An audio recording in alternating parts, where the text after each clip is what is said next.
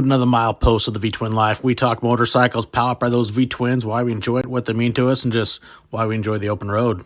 V-Twin Life is brought to you by crashinclothing.com, also known as Crash Inc. on the World Wide Web. Man, Brad has sold a lot of stuff. You want to get some merchandise, you want to get parts, you want to upgrade stuff on your bike. He is a dealer for a lot of great companies, so check out crashinclothing.com and see what they got for you. Now, we got Wild Ass. You want to add some comfort to your ass? Man, Wild Ass has got you covered. They've got something you like. Use that promo code DWoods. Get yourself free shipping and put that ass in comfort. Can't forget Custom Dynamics, leading the world in LED lighting and LED technology. Man, these got some great stuff. You want to light up your life at nighttime? You want to be seen during the day? Hey, check out Custom Dynamics. Can't forget Lexan. These guys got some great comm units. I just got the new G16s. Man, you want to talk quality? These things are awesome. Loudspeakers, plus they got some air pumps, small ones you keep in your bike. They're ready to go. So check out Lexan. So now, let's get to another milepost of the V-Twin Life. What is going on, everybody? Welcome back. I know I've been gone for a little while, been on hiatus, you could say. But we're back now. Doing one different, doing it in person. Usually it's over the screen, seeing somebody, but it's a little easier when the people live local and they live here in town. So now we got Maurice. So thanks for coming on and wanting to come share some stories and adventures and why you wanted to ride motorcycles. Yeah, no, thanks for having me here. Motorcycles, man. It's been a part of my life for my whole life. You know, I started off dirt bikes. Well, even before then, BMX, you know, just being on two wheels, riding around, checking stuff out. It's been a lot of fun. And, you know, riding the dirt bikes and stuff, and then wanting to get on the road and to go see some things. You know, hearing my dad talk stories about the bikes he had previously, and then later on in life, he got back into it, got on the Harleys and whatnot. And, you know, every once in a while, Dad, let me borrow the bike here for a little bit. And, you know, put some miles on that way. And then, you know, through a series of events, found myself at the Harley dealership. And that was kind of an interesting story. Yeah. My dad was working out of town, let me borrow his bike, and I'm just cruising around, figured, you know, kind of to add a little backstory to that, went out to vacation Hawaii with a buddy that lives out there. We rented motorcycles on Kauai and got to ride around out there. And it was kind of nice, you know, going from the old to something new and feeling the power difference. So yeah, that kind of piqued my interest of, you know, maybe I can do one of these. So, you know, kind of fast forward, hopped on my dad's bike. It's a 06 Ultra Classic, the 88. And, you know, I didn't get around, but yeah, I wanted a little bit more power, you know. So hopped on his bike, cruised down to destination in Silverdale. I was looking around, and he was out of town working at this point, and calls me up. Had no idea I was there. And said, hey, you know, I've been thinking about it, and the bike's yours. You know, traded in, whatever. You know, I know you'd like to get a newer bike. And so turned out, I walked out of the dealership that day with a 2023 Street Glide ST. And of course, you know, on my way home, I'm like, oh man, what'd you just do? You know, it's Dad's bike. And so I worked out a deal. I was able to get the bike back. Oh, nice. And you know, so I don't really need two bikes, and ended up giving my dad's bike to my sister and her husband so they could have something to ride and enjoy two-wheel life. And then, you know, rode around for a little bit, and that's when we got in touch and talked about Monsters Over Mountains. And, you know, I was nervous. Yeah, because I remember that was the first time you've ever done anything that statute in a way. Yeah. You know, in long distance ways, and kind of pushing the envelope of seeing what your limits are is an easy way to, I guess, kind of sum it up. Because I think long distance riding is different to everybody. Everybody has a different, limitations in a way you could say, but the meaning of long distance, I think, is each person kind of sets their own pace of what's long distance to them. And, we all have our styles. We all do our thing. And, it's fun to really get out there and push yourself and then realize, to me, it was how much fun it is. Yeah. Yeah. 100%. The challenge of it, I mean, it's not like going on a trip in your car. For the rest of the people out there that ride long distance and put time in the saddle, I mean, you got to plan, to the best of your ability, or be willing to suffer through the suck of the weather and the traffic and Mother Nature. Exactly. The environment. The challenge is one of the things that I really enjoy. How far can I go in 24 hours? Yeah. And then, you just keep stacking it up. And it's like wrong way. I've been the honor, becoming great friends with him. And he made a great statement. I remember talking to him one time. He goes, you get into the long distance. He goes, you're doing the saddle sores, or whether you're doing a bun burner, you're 1500, whether you're going for the gold, silver, the standard, you're 15 and 24, 15 and 30, or 36. He goes, but you realize just how much smaller the country is in a way, and how much ground you can cover to get somewhere. And it changes your mentality riding and traveling. Yeah. Like, you want to go see something. Well, oh shit, that's, 1,300 miles. Fuck, if I leave, 3, 4 in the morning, I can be there that night and, whatever. And it's true. And it's a lot of fun. Yeah. And in a lot of places, 1,300 miles, that's multiple states away. Yeah. And it's like, Mike and McKean, his laugh, do a lot of his, benefit rides for the Fire and Iron Motorcycle Club.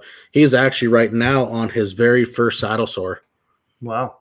I know I checked in with him a little while ago, and he had like 300 miles to go. Okay. And, helped him get set up with, set up a spot wall, and he's doing his first one, and it's cool to see people, like with him, he enjoys riding, but that's also something he's never officially done. And so him and his VP are going from Idaho to Nebraska or somewhere like that. But yeah, they're on their first adventure. That's awesome. It's cool to see more people getting into it, and they like it. Yeah, laugh. Super nice guy too. Dude, Mike's awesome. He is a super, super cool guy. Yeah. From day one, meeting him last year when we did that Fire and Iron run. Dude was in a wheelchair, and still, welcoming. Great hospitality, and then being able to ride with him this year, that was really good. Really enjoyed that. Yeah, he's finally getting back after he got in a bad wreck and got T-boned on a motorcycle. And I think one of the things that saved his life is there was an EMT or fire chief in another department was actually witnessed the accident and was able to help him on scene because it destroyed his leg. Yeah. And, had surgery, whatnot, to fix it. But, he credits having a first responder literally seen it that was on scene instantly to start helping. Yeah, bad scenario, but made the best out of the worst just by having somebody right there. So that's good. So what did you think after getting into doing your first iron butt last year when we introduced you to it? So, going into it, not really knowing what to expect. I remember not being prepared when we left. First fuel stop, of course, riding down the canal, early morning, cooler temps, humidity, and then getting to the first fuel stop and just feeling like, man, I could turn around right now, be back home in a couple hours. But what if I keep going? Let's just go to the next gas stop. And Stephen Weber was kind enough to give me a pair of gloves, and that really helped. So Thank you for that, Steven. As well as the wild ass cushion. I mean, that thing has come in handy. Oh, yeah, so you're many sitting on one. times. Yeah. Yeah. Great cushions, by the way. Shameless plug. Wild ass. Right there. D Woods, get yourself free shipping. Wild-ass.com. Don't forget that dash. You might see stuff you don't want to see when you look it up on the internet. Just saying. Yeah. So, as the day progressed, temps got warmer, got easier, and just kept counting down the miles. Each fuel stop was okay. Now made it a fifth of the way of what we're supposed to do. Now we're at half, right? Yeah. See, the first one was right at 12 off I-5. Yep. Little AM/PM or something we stopped at. Yeah. And I don't even remember. Did we stop in Yakima again? I think it was Natchez. Yeah. Okay. And at that point we're what, 300-400 miles in, something like that. Yeah. Right around there. Yeah. It just kept plugging along. We got to see some really cool country. Eastern Washington got hot. Remember stopping at the top of the Spiral Highway? Is that right? Yeah, up top the old Spiral just above Lewiston. Yeah. That is a cool, I mean, I don't know, I think it's somewhere, say, 7 to 10 miles, but it is a freaking cool ride. Yeah, the Spiral Highway was cool. At that point, we're about, halfway in, I think, at that point. Pretty close to it anyways. Yeah, pretty close. Because we took off Natchez and then cut down by, we go down around Hanford. Yeah. Then up to Othello 26 cross. Yep. Yeah, down to Colfax, Pullman, Lewiston. And from there was head up Lolo. Yeah. Yeah. Lolo. Oh, what an incredible ride. For those of you out there that haven't done Lolo Pass, highly recommend it. It's just 99 miles of twisties next to the river. Beautiful country. And the roads were decent. Yeah, they weren't too bad of shape. Remember seeing one, was there 1 or 2 fires? I think one was just starting. And then, I remember getting over. Once we got to the other side and we hit Missoula, it got smoky. Yeah. I think really the only, I guess we had a couple kind of close calls. One was on Lolo with that dog running out in the road right in front of Frank. Yeah, that's right. It kept us aware. Then cruising on in, we hit Missoula around sunset. Yeah, which was a crazy cool sunset with the smoke and the clouds. I think in a way you can say that's the only neat thing sometimes about a forest fire is you can get some amazing sunsets and the colors, but I think I don't want to say there's anything positive about a forest fire because right now there's way too many of them burning. Yep. See Missoula up to Kalispell. Of course, it's dark at that point, so I didn't get to see Flathead Lake or. I almost took out Bradley though. Oh yeah. My highway peg, my brand new one, came off and bounced off the pavement and went right by his head because we were getting fuel, and I looked at him like, "Fuck, my highway peg's gone." He's like, "That's what flew next to my head." Then he goes, "It's about 10 miles back there." I'm like, well, and it's gonna stay there. Yep. Yeah, and then Kalispell on our way over to Bonner's Ferry, headed towards Troy, going up across that pass. Which that got cold and smoky. Yeah, and that's when I found out more about you can't have enough lights, right? Because you got Shell and Bradley came up and hit those Denali's, and I'm like, holy Jesus! I mean, I like to think I got decent lights. I mean, I got all custom dynamics, and they put out some light, but when she hit those Denali's, that might as well not even had anything. It's like, holy fuck. Those are impressive. Yeah. You get up in those areas where there's no ambient light, there's no street lights or anything. And, if you want people, getting into the, endurance riding and where you're going to be riding a fair amount of your time in the dark, most likely a lot of areas you're unfamiliar. I mean, to me, I can't stress the importance of get yourself some extra lighting. I mean, I have the fog lights on my calipers, the Pro Beam from Custom Dynamics, but now I've mounted up a set of CoLED LEDs, and those make a hell of a difference. And I'm really looking forward more to riding at night and being able more visibility, hit the shoulders of the road more and just be able to see where I'm going. And, once I seen their setups and they actually use them, like, damn. Yeah. Yeah. No, that was nice stuff to hang out kind of middle towards the back and let everybody else kind of light the way for you. And yeah, going across that pass at night with the smoke, I remember my eyes were just on fire and watering to the point where I could barely see. And I was thinking, like, I need to stop, but I can't stop because I don't know where we're going. So it's just one of those elements that you find yourself in, that when you're doing these group rides, sometimes you just got to suck it up and keep going.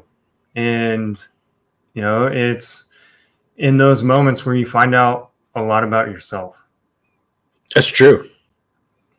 And, made our way to Bonner's Ferry, which, got my first experience of, Shell calls that the Hokahay Hotel. Oh, yeah. Yeah. Back of a church parking lot. We were we went behind a church. Yep. Camped there. I found out that I didn't have an adequate enough sleeping bag myself. Bought myself a 0-degree mummy bag when I got home from that ride. Yep. I'm not getting cold again. Yeah. Yeah. Slept on the ground, like I said, on the pavement there for 3-4 hours, something like that. About 3. And then I was back on the bikes and at it again. Remember that being a cold morning. That was a cold morning, and we kind of had to change the plan too because of a forest fire.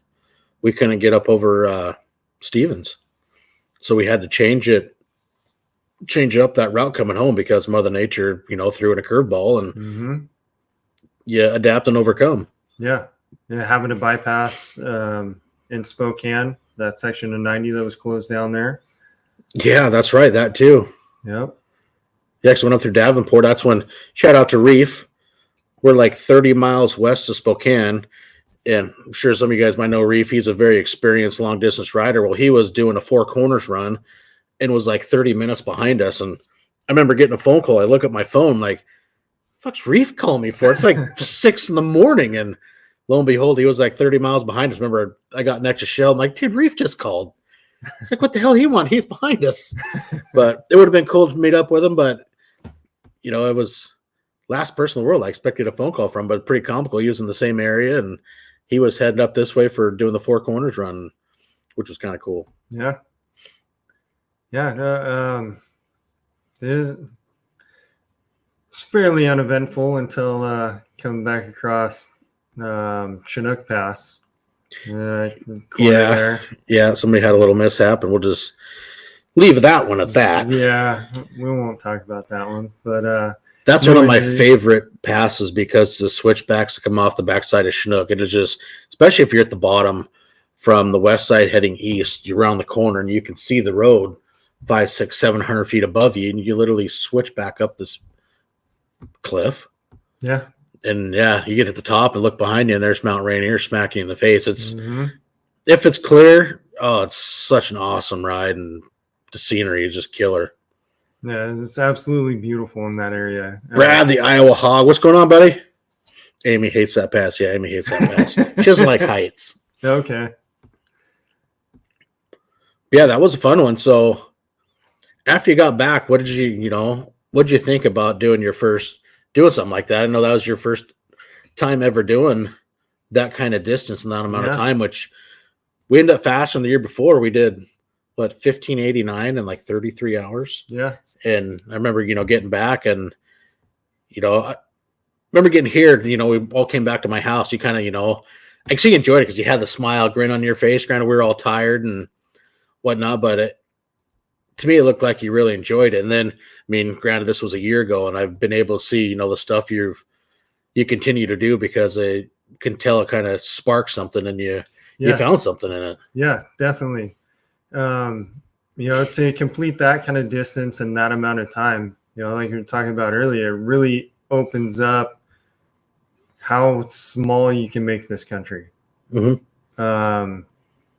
be able to function off of a little bit of sleep and, cover a lot of miles. And the biggest thing is, being able to ride for Mile Monsters and being a part of this community and raising money for these kids. Mm-hmm. I mean, that is a huge driving force for me, in moving forward. I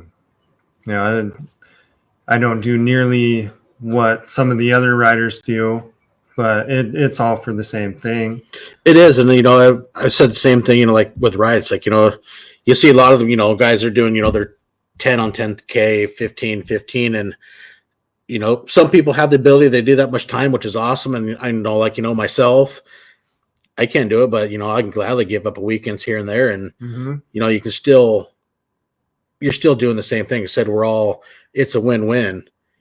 You're still, helping them out. And there's all kinds of different rides. I mean, now that they've actually came up with their own theme rides, people can do a 500 mile. Well, was it 507 to 513? There's a bunch of different ones, and, you're getting to do what you like, and you're doing it for a great cause. And, we'll dive into the Monster K, but I think that's also really, from talking to you, also made a difference because you got to meet the boys personally. Yeah. Which it changes a lot of things. You get to see them and you understand. I don't know if understands the right terminology, but you get to see firsthand what their battle in life is. Yeah.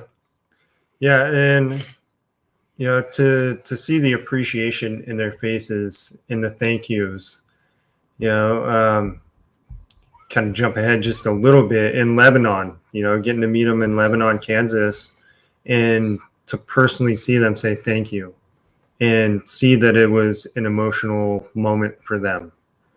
I mean, I'm pretty sure that hit everybody right in the feelers. Yeah. And I can understand, last year, when Amy and I over at the end of the Monster 100, being able to be at the finish line in Sturgis and, go to the banquet and, you get to see them interact, talk to them. And it's really makes it a lot more personal. Yeah. And then in the off times too, the therapy side of it, it's like our little ride last weekend doing the Cascade Loop. I mean, whether it's solo, a buddy, a group, whatever, to be able to just hop on the bike and go and, lose track of the chaos from the day-to-day life. Yeah. Throttle therapy. Exactly. 100%. And I guess jump into the 1K experience. Yeah. So the Monster 1K, that was a lot of fun. I'd known about it for a year and was like, hey, I got to make this happen. Through a series of events, it worked out that I did it solo. And that was an absolutely incredible experience. I had a deadline to get from Port Angeles to Lebanon, Kansas. I gave myself 2 days to get there. That's running a tight schedule. Yeah, that's no joke. And I think I clocked 1,850 miles in 40 hours to get there. And that involved, at first 1,000+ miles to get from here to Sheridan, Wyoming. That was 18, 19 hours, something like that took me to get there. I think Mother Nature kind of threw you a few experiences. Yeah. Trying to watch the weather. Torrential downpour in Nebraska. So first experience being trapped on a bike like that. I had seen Frank and a couple other guys were on their way over and got caught in some pretty bad weather, some hail, lots of rain, that kind of stuff. Hail down that way is no joke. Yeah. And when I got down to the corner of Wyoming, just starting into Nebraska, I could see the clouds. I could see this wall of black, like right on my heels. And I figured, I'm going to try to outrun this thing the best I can. Luck run out in the middle of Nebraska. You know, it was one of those things. I haven't experienced rain like that before. I could see the clouds. I thought they were miles away, and they were only a couple 100 feet away. I pulled over, tried to get my rain gear on. As soon as I stopped the bike and got off, I was instantly drenched. You know, so it was a scramble, try to get the rain gear on and try to find an overpass to hide. So that kind of threw a wrench in things for a couple hours.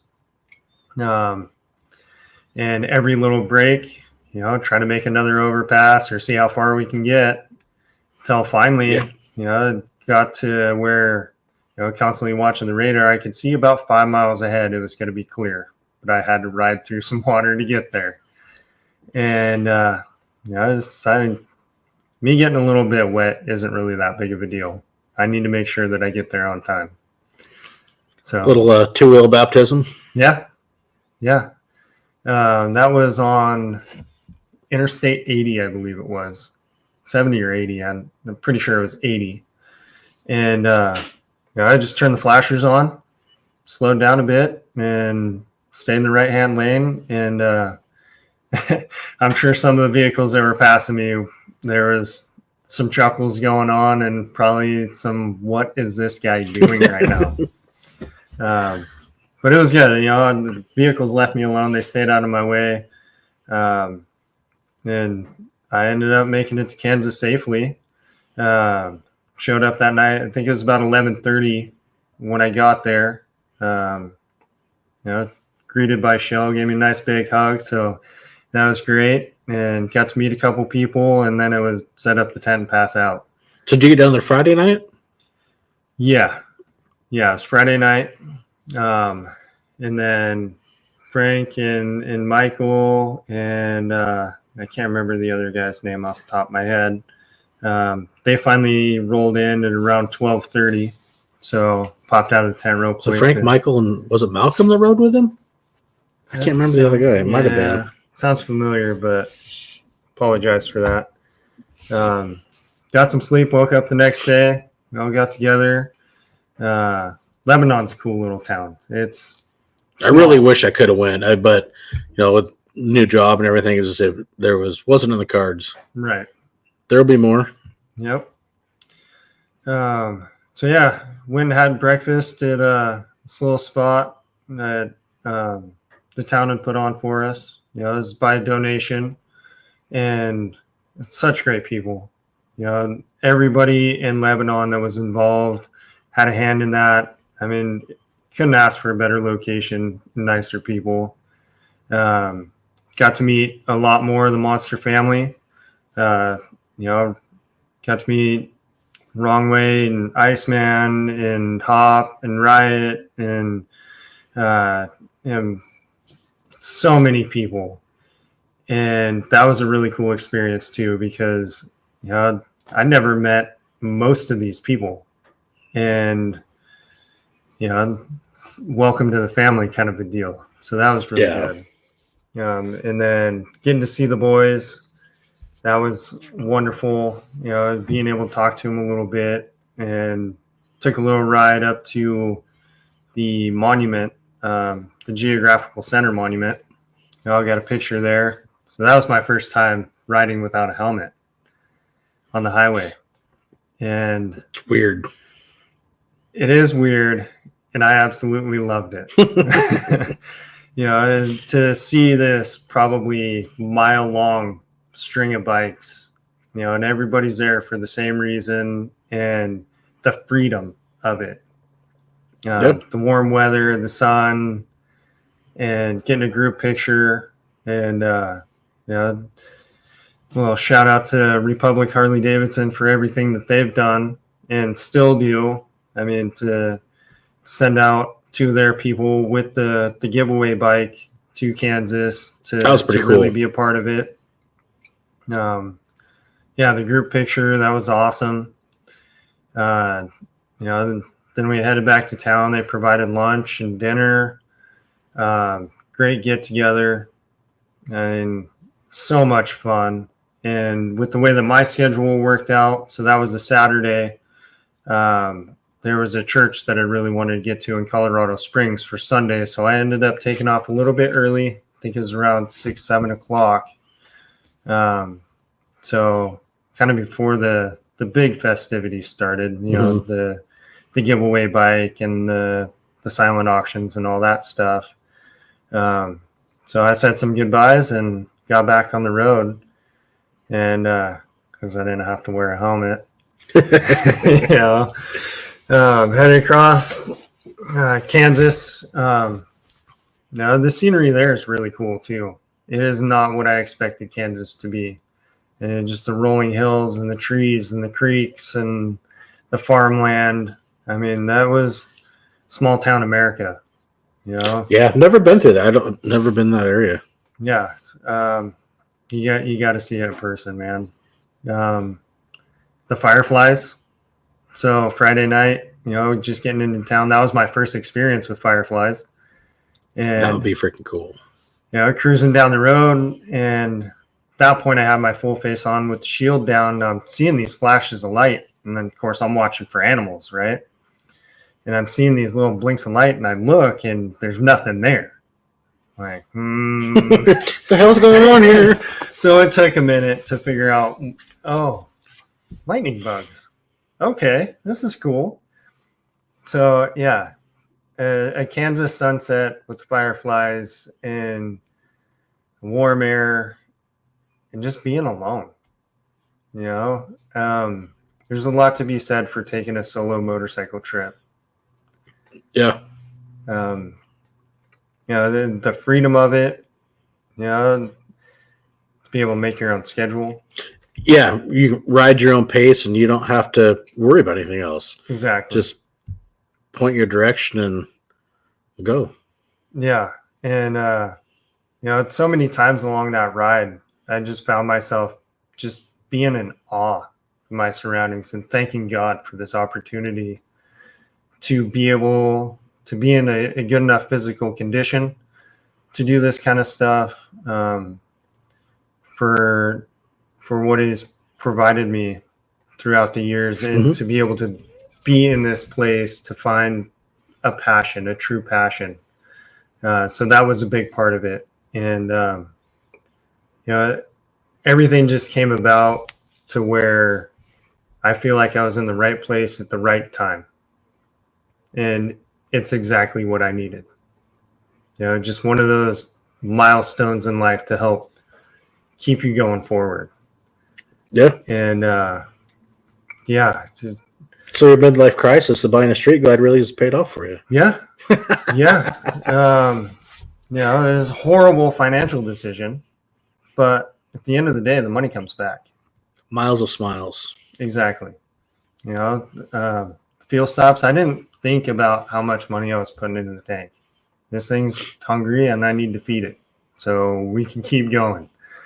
You know, the original plan was to camp out. You know, I had a tent and sleeping bag and all the things that I needed to be able to sleep on the side of the road somewhere. And for me, you know, I found out that, you know, when the temperature's hot and you're putting in long hours, 12 to 20 plus hours a day on the bike, guy kind of likes to take a shower at the end of the day. Showers are nice. I won't disagree.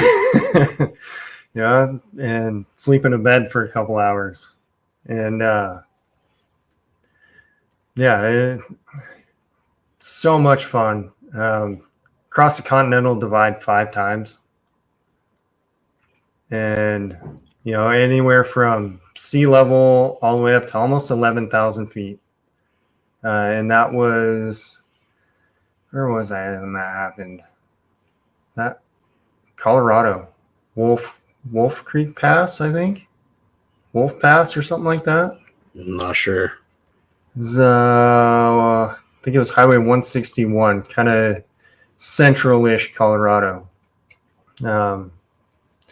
Yeah, that was the highest point, and just on down the hill there was a scenic viewpoint. So of course, you know, I gotta stop and gotta check it out, see what that's all about. Gorgeous view. I mean, it opens up over the valley and you can see for miles. And it was beautiful weather. And so ended up talking to another guy that was him and his wife are riding around. And that's another thing too. This long distance riding, the people that you get to meet, whether it's at gas stations or a viewpoint or whatever, you're taking a little break and you see somebody else riding. And, it's so easy to spark a conversation because not everybody's on a motorcycle. Or some of those you pull in some of those places, where you're 3, 4, or 5 states away.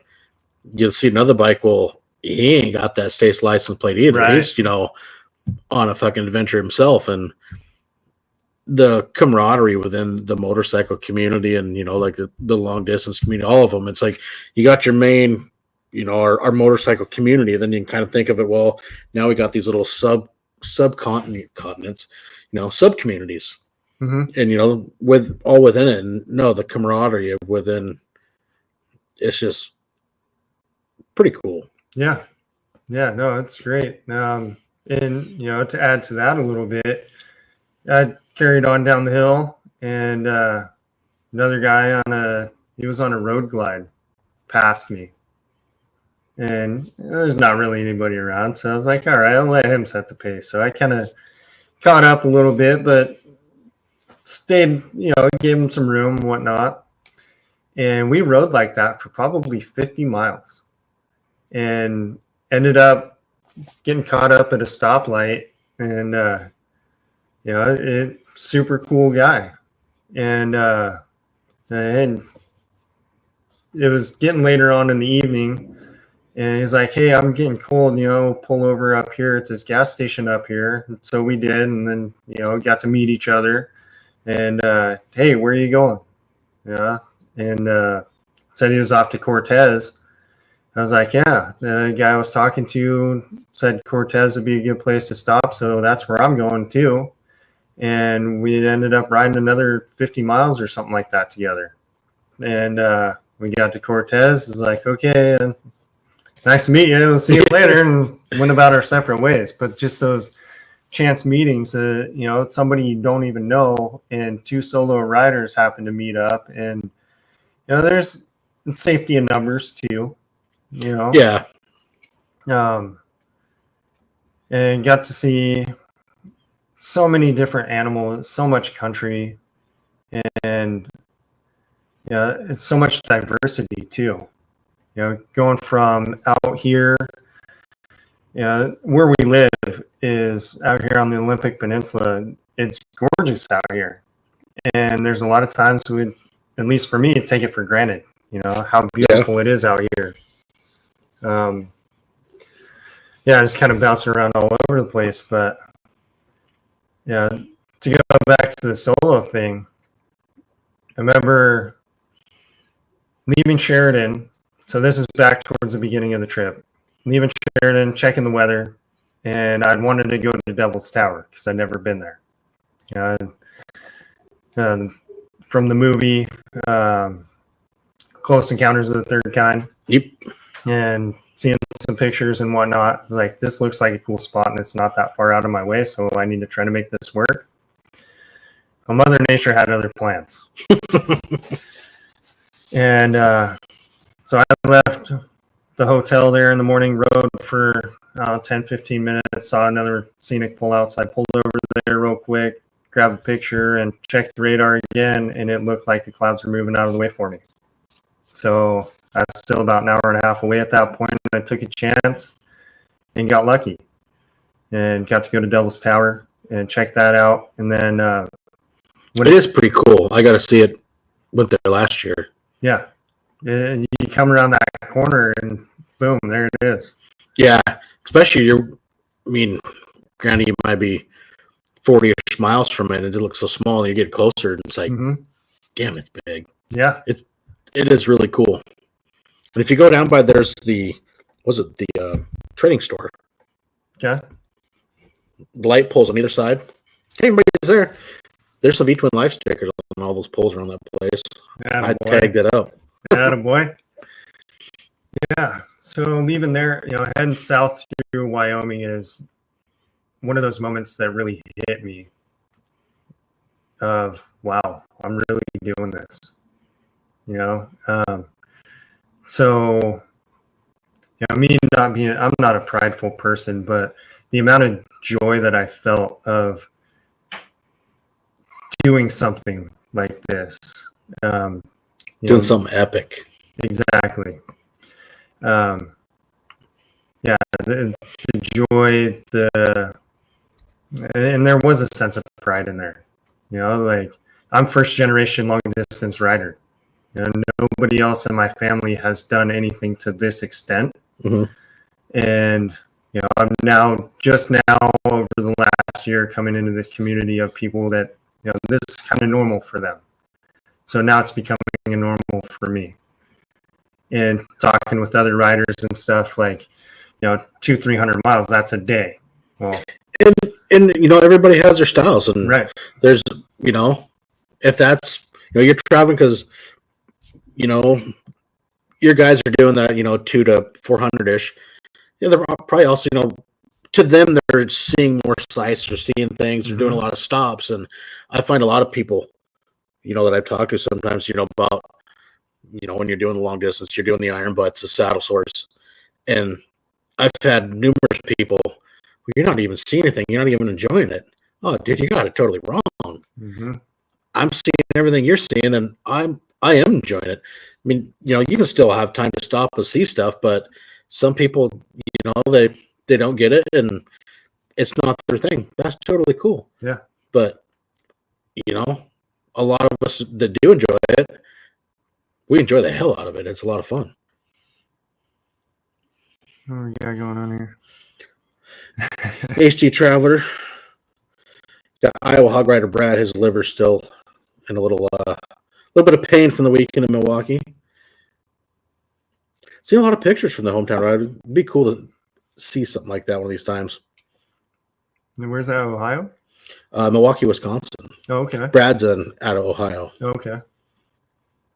Yeah, the Harley's hometown rally. That'd be a lot of fun. Yeah. Kind of get back on topic a little bit. Long distance riding, it's so much fun. Yeah. I mean, we talked numerous times, before you left for the Monster K, route planning and ideas and stuff to see. Because, I mean, I've been through part of the area that you rode through and, a few times. And, it's always fun to have somebody else, you can bounce ideas off of. And, granted, some of the areas, like, I don't know, but, I've doing this, I've been able to talk to so many people. And it's like, it's really cool. Somebody, hey, you know anything about this area? Like, no, but I can find something out. So that I know somebody around there, and it's, it's a lot of fun. And plus, going through like with your route and, planning your stuff, you can, live vicariously through those people, oh, you're gonna be going down here. Oh, this will be epic because I know this area. And no, it's, even for me, it's like, I couldn't go, but I was having a lot of fun. The conversations we had, helping, when you're getting ideas, planning your route out and just following everybody's posts. And, yeah, you in a way, you still feel like you're part of it, even though, I couldn't go, wanted, but that's all right. But it was a lot of fun, just being able to follow the adventures and, some of the guys that send you their spot tracker so you can follow along and, follow their social media posts. And it's cool to see, people like yourself really embracing and having a lot of fun. Yeah. Yeah. And, again, the long distance riding, I mean, huge thank you to you, right?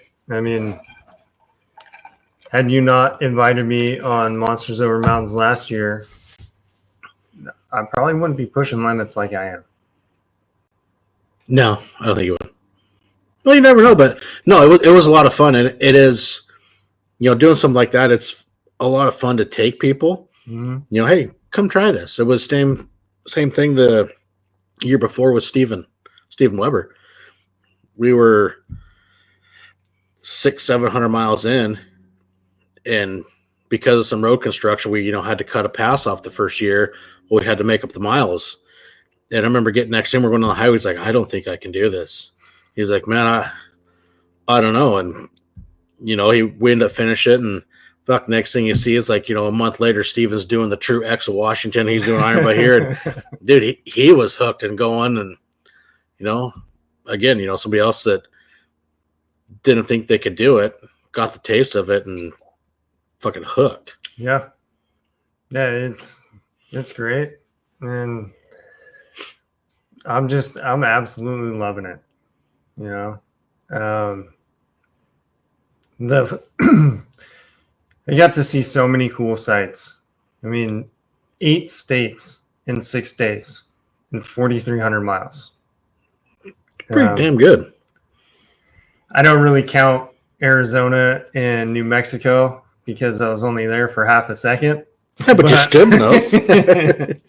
But I did go through them. But I got to see the better part of 8 states. And, on the way home, the last day, I had no intention of doing what I did.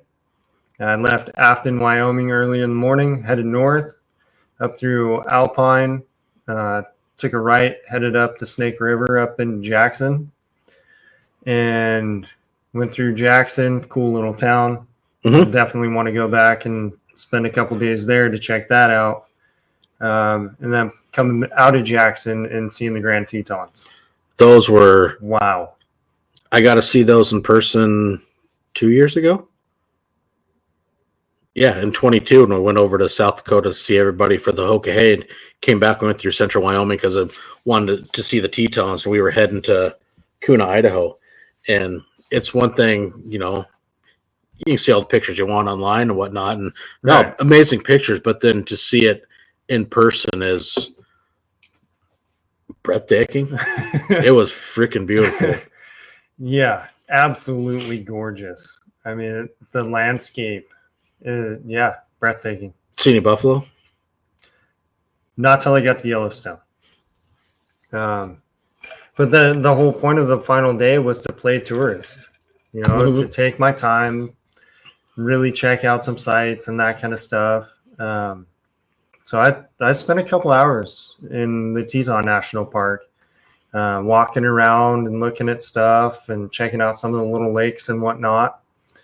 And went up to the top of Signal Mountain, the beautiful view up there over the whole area. And made my way into Yellowstone. They had a little bit of road construction going on. Looked like they were building a new bridge or something like that. And, that's something I can kind of relate to because that's what I do for a living. So that definitely piqued my interest. What do you got going on here? Yeah, what are you guys doing? And I'd like to stop and, BS with these guys a little bit and find out, what their deal is. But I'm just a tourist at this point. So it comes to construction. Everybody else just keep moving, get out of the way. And made my way into the park there. And I don't know that I'll go back to Yellowstone. I haven't gone through Yellowstone. Well, we touched I think the bottom south part of it, but I haven't been through it. We were, on the interstate through Wyoming, going up over the Tetons into Jackson to, where were we going? Idaho Falls? Yeah. Yeah, that's where we stayed. Yeah. Because we were going to stay in Jackson until I got online seeing prices for hotels. So, nope. We're going to go another 45 minutes. Yep. For way cheaper. Yeah, that's why I chose Afton over even Alpine. For one, it was expensive. They didn't even have anything, so I stayed a little bit farther out. But Yellowstone, it was very touristy, and this is like 10 o'clock in the morning, something like that, and people are just rolling in. I rode past the lodge, where Old Faithful's at. I didn't even bother to stop and wait to see it go off. I was like, I'm just going to keep moving here. Carried on, headed north, got to see some of the hot springs and whatnot from the road. And that's when southbound traffic, people were backed up for like 4 or 5 miles. Jesus. Luckily, northbound was moving along okay. It is a gorgeous area. It was just, I don't like people that much, There's a lot of them that go there. And so popped out of West Yellowstone. Kind of go-to on the road is a king-size Snickers bar and a Red Bull. So there was a lot of those, and lime cucumber Gatorade kept me hydrated. So you were buying those when we were riding last weekend. Yeah, there's something about that lime cucumber Gatorade. It's refreshing on a hot day. Yeah, cold Gatorade. Yeah, that particular flavor for me, that's my go-to. And actually, there was another guy I used to follow on TikTok, Micah Unleashed is his name. And that's what he drinks. And I was like, yeah, this guy seems to like it pretty good. I think I'll give it a taste. And now I'm hooked. I like orange, and I like the green apple. Okay. But if I'm doing like the sport bottle, the twist top that sits easy in the cup holder, I'll just go for the blue ones. Yeah. Or yellow if they don't have blue, right? Because that's what your buddy gets for you. It's all fluids.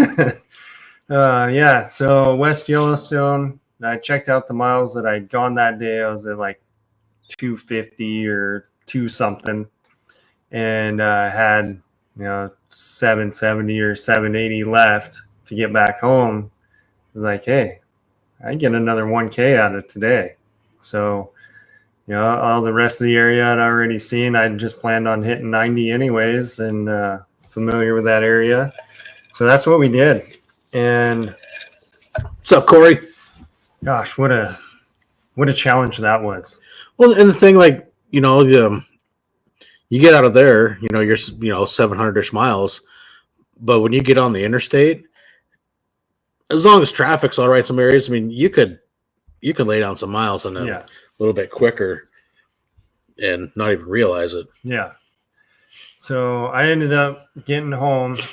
Of course, had to stop a couple times along the way as well, fuel stops and bathroom breaks and whatnot. It really started to hit when I crossed the Tacoma Narrows Bridge. It was like, man, I'm tired. Like, well, if I can make it to Hilltop, I'll just hang out there for a minute. And I did. So I held up there for 10, 15 minutes just to try to regroup because it was getting late. And started feeling all right and got back on the bike, made it to Discovery Bay. And, vision's starting to get blurry and whatnot. And Discovery Bay, you're about 30 miles. Right. Yeah, not that far away. No, my house to the Longhouse Casino is 21. Yeah. So yeah, vision started getting blurry. I crossed the center line and was like, okay, we need to stop. And I pulled over at the trains there and took a nap for about half an hour.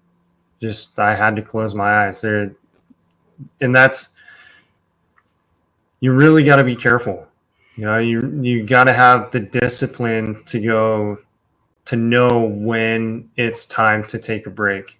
And Go Home Ken, very well experienced long distance guy. I mean, that guy's got a resume of rides, and he's always, one of his things is you got to know the difference between being sleepy and being tired. He goes, because it's different, and you got to know your body, and to keep yourself safe, and knowing when it's time to say, okay, I don't care if I got 30 miles or not, I gotta stop for a few. I get that power nap, which is smart. Yeah, and from there, it's from the trains to my house is probably, I think the sign says like 43 or 45 miles or something like that. It's not that far, but it's far. Not being able to make it, that just adds that whole extra element. So yeah, half-hour nap, was able to roll in at like, I don't know, 1:30, 2 o'clock in the morning. I'm sure the neighbors appreciated that, but oh well. Yeah. I think they know by now that that I'm just doing my thing, so they're cool with it.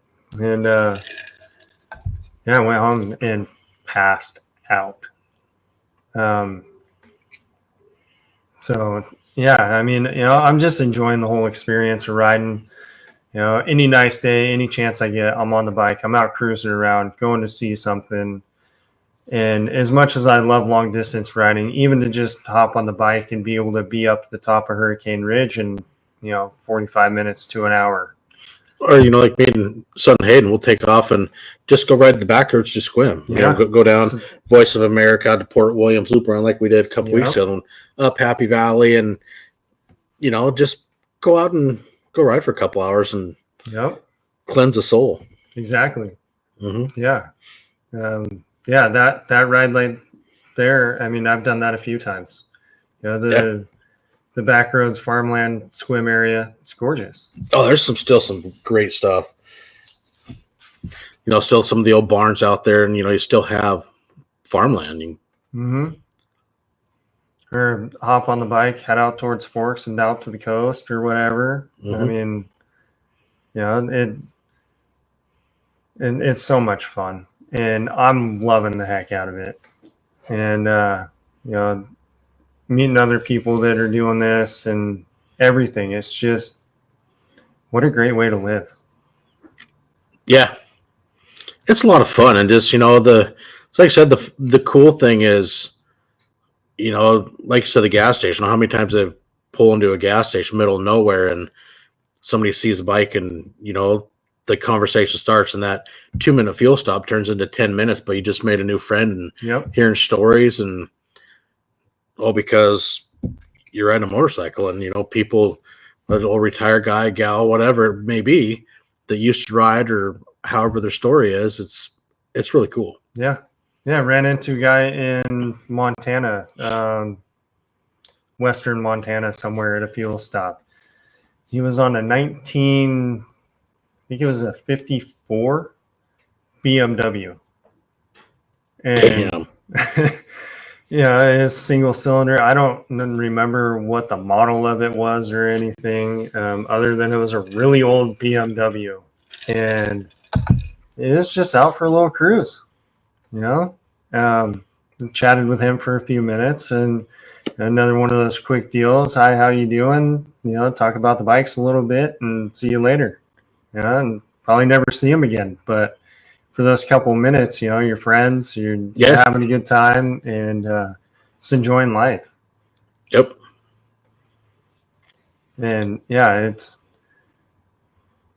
love talking about the mile monsters,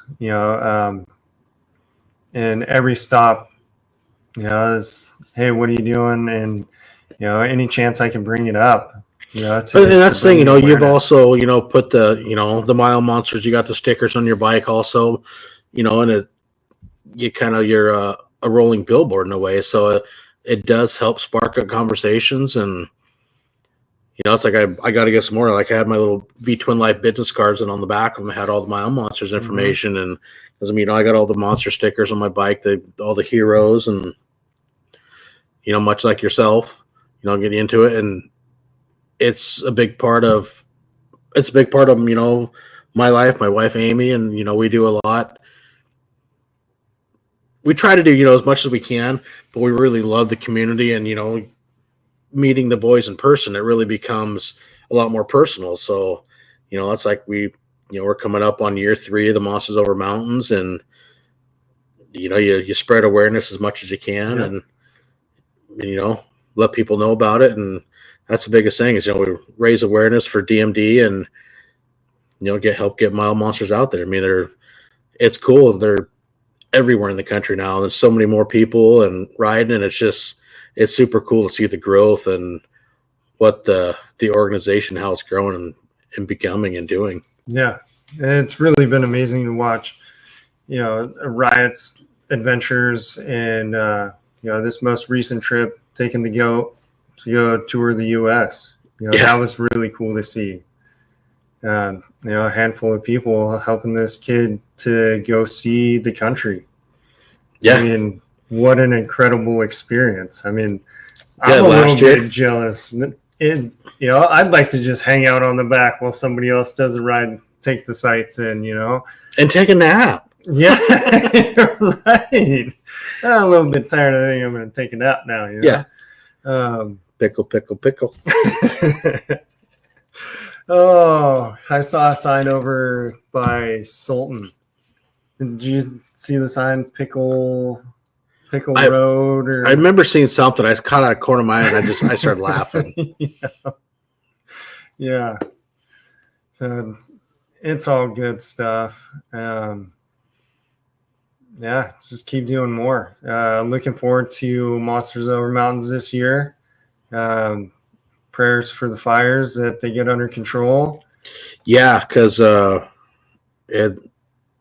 West Coast here, man, we got fires going everywhere. What's the other seen a thing? 132 fires burning in Oregon alone. Man. You got a bunch in Washington, and a lot of the areas that the ride is planned for are burning and on fire. Mm-hmm. So might have to do a few backup routes and damn near come to a game day decision. Okay, which way are we going? Yeah. Because Mother Nature is definitely throwing her hand in it. Yeah. And all the lives that are affected by the fires right now. I mean, I can't comprehend. So many of them, I've seen a thing, it's the other day on the news, is you only have limited resource of how much, firefighters and people and where you can go. And when you got that many, it makes it that much harder to battle them when you have so many going and only so many people. Right. And equipment. Yeah. And the people with the knowledge should be able to deal with it. And people putting their lives on the lines, families, their whole livelihoods are being affected right now. So hopefully fire season comes to an end quickly with as least amount of damage as possible. Yeah, I agree, because it is a gnarly one. Yeah. But in true monster fashion, we'll figure out a way. Oh yeah, we'll get there. It's like we were talking earlier, I don't remember fires seasons like this 15, 20 years ago. Right.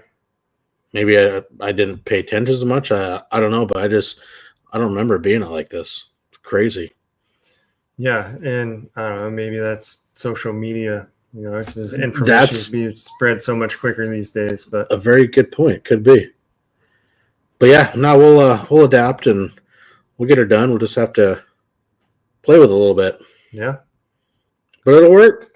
Heck yeah. And I'm not afraid. No, we had to run from it last year. We just don't want this becoming pattern behavior every year. Right. Yeah. So some good things in store for Monsters Over Mountains to come yet. And I'm really excited. I am too. I'm even planning ahead. It's going to be a good one. So, but thanks for coming over and hanging out, man. It's fun. I appreciate it. It was fun to get back into it since I've kind of been away for a few weeks of these and doing things, but no, it was cool. It's fun to do them in person. It's something I'm, not as used to. Right. Kind of takes me out of my bubble a little bit, but it's a lot of fun. Yeah, same here. And even just doing this little podcast deal, I mean, I don't know what to expect. So it's overcoming fears. The long distance riding, it's the challenge to break out of what I think I'm capable of and to see what I'm really made of. And man, we're gaining ground, and it's awesome. Yeah, it is a fun challenge, and that's like anything else. It's the mental, physical thing, and the biggest thing is just having fun. Right. Not everyone is going to make not every planned ride you might not make it, but you have fun, enjoy the road, enjoy the adventure, and point in the direction of the sun. Go. Yeah. There's nothing better than waking up and riding into the sunrise, and then my personal favorite's riding into the sunset. Or the days where you can do both. You ride into the sunrise, and then by the end of the day, you're riding into the sunset. Yep. Last Done weekend. that a couple times. Oh, what's up, Junior? Seattle's finest. Yeah, you funny son beachy. Malukalakahiki. My favorite Hawaiian, my brother from Oregon. So, all right, man. Wait, everybody, thanks for tuning in. It's good to be back. It's a lot of fun. I enjoy doing this, and it's sure cool to hear stories and share adventures, because man, that's what it's all about. I enjoy it, and it's cool to doing this one, because bringing you out of your comfort zone and something else, and then seeing how you've really embraced and you just keep going, and it's super cool. Yeah. We got people we can look up to, like Frankie. Yeah. Get older, I want to be like Frank. Right. I hope I can ride that many miles a day. The guy's a legend. And all you guys getting ready and departing down to Florida for the Hoka hey, safe travels. Enjoy the ride. I can't wait to be following along all the trackers and be following that eventually. But man, all you guys have fun, ride safe, enjoy the open road, and we will catch you at Milepost 135. Later, guys. See ya.